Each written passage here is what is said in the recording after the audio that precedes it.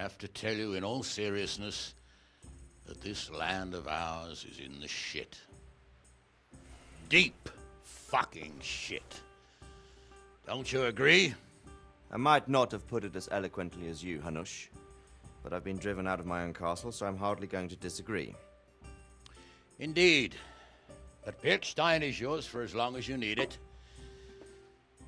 There's room enough for your men and you here at Rattay, and I'm sure my ward won't have any objection to me lending you his castle. I'd be honored. Pechstein is at your disposal as long as you wish, Your Grace. Just as well you have another castle at the other end of town, eh? At any rate, I'm beholden to you, Sir Hans, and to you, Sir Hanush. I don't like to speak ill of your people, Sir Radzik, but, well, there's no love lost between the townsfolk and the refugees. There's been talk of criminality. Well, they'll have to get used to it until the situation's resolved. But when will it be resolved? And what on God's earth is this war even about? I won't lie, sir. I don't understand it. You aren't alone, Father. I believe Sigismund's original intention was to persuade Wenceslas to accept the imperial crown and to leave the rule of Bohemia to him. Who could blame him?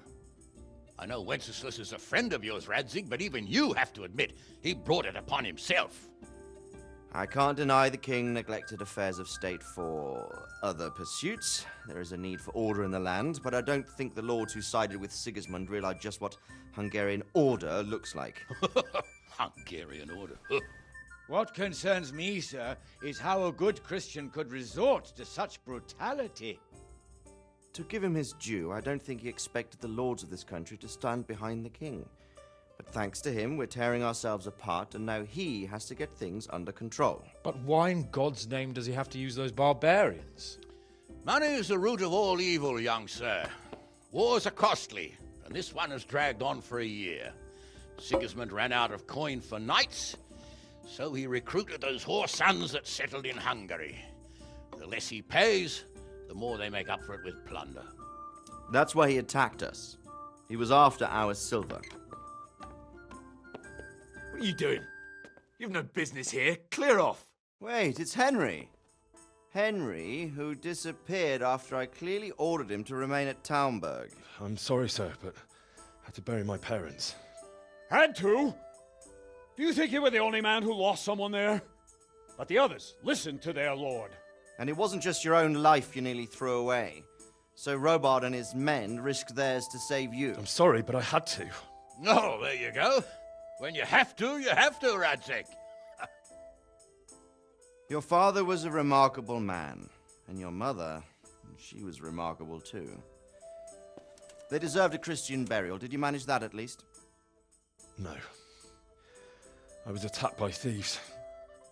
I wouldn't be here now if it wasn't for that girl. Girl? The miller's daughter, Teresa. The miller's daughter saved you from the footpads? Well, there's a tale to tell your children. I owe her my life. She distracted them and then brought me to Rattay. But without Sir Robard, we'd both be dead. Oh, that's what I call a good woman. Hang on to that one, lad. Still, it's a great shame your parents are buried in unconsecrated ground. That means purgatory for them. Be quiet, Friar. I didn't invite you here to eat me out of house and home and deliver a sermon while you were doing it. If you're so concerned, Father, maybe you should save the innocent souls of these fine Christians yourself. Go to Skalitz and consecrate their graves. I assure you, if you're killed by bandits, your soul will soar straight to heaven, as long as someone buries you in consecrated ground first. If there's anything left to bury, that plump carcass of yours would be quite a feast for the wolves and the crows.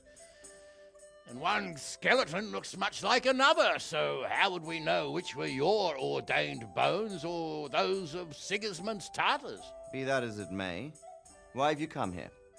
I must get your sword back. Sword? My sword hangs here at my side. No, the sword my father forged for you. One of those thieves stole it from me.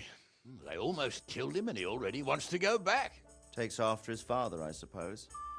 Lad, I've lost a castle, a village, silver mines, and a good half of my subjects. Why would I miss one sword? Because it's the last one my father forged, and I promised him I'd deliver it to you. I understand. I'd feel the same way. But prudence is the better part of valor, and a dead man keeps no promises. Aye. The woman had to save his fat from the fire, and now he wants revenge. What kind of fool are you, boy? He's no fool. Henry, you have courage, but you need training, arms, a horse. Or do you mean to beat this thief at dice? No, sir. Please, take me into your service and give me the chance to learn these things. The gall of him. Fled from the enemy, disobeyed your orders, duped Sir Divish, lost your sword, put Sir Robard in danger with his actions, and now he wants a promotion. Sir Capon's right. What you say is certainly true, except for fleeing the enemy. You would have run as well, believe me.